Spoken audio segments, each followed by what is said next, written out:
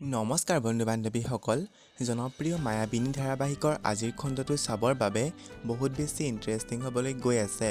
কিয়নো যোৱাটো খণ্ডত আমি দেখিবলৈ পাইছিলোঁ যে পল্লৱীক ছাৰজনে মনৰ সকলোবোৰ কথা কোৱা দেখিবলৈ পাইছিলোঁ আৰু আনফালে ৰিয়ানে অৰুণাভক ধন্যবাদ বুলি কয়, কিয়নো অৰুণাভৰ জীৱনলৈ মায়া অহাৰ পিছত মায়াৰ জীৱন সলনি হৈ গ'ল আৰু মায়াৰ মুখত হাঁহি বিৰিঙি উঠা দেখিবলৈ পোৱা হ'ল।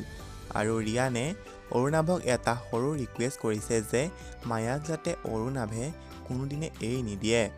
আৰু আনফালে দেখিবলৈ পাইছিলোঁ যে মায়াই অৰুণাভক এতিয়াও নিজৰ মুখেৰে ভাল পাওঁ বুলি ক'ব পৰা নাই।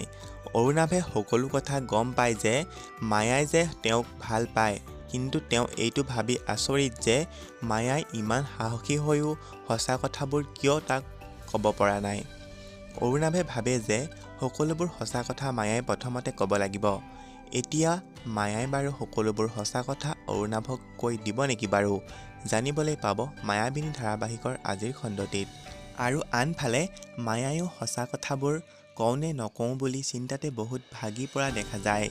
এতিয়া বাৰু মায়াই সকলোবোৰ সঁচা কথা অৰুণাভক কৈ দিব নেকি বাৰু? জানিবলৈ পাব মায়াবিনী ধাৰাবাহিকৰ আজিৰ খণ্ডটিত।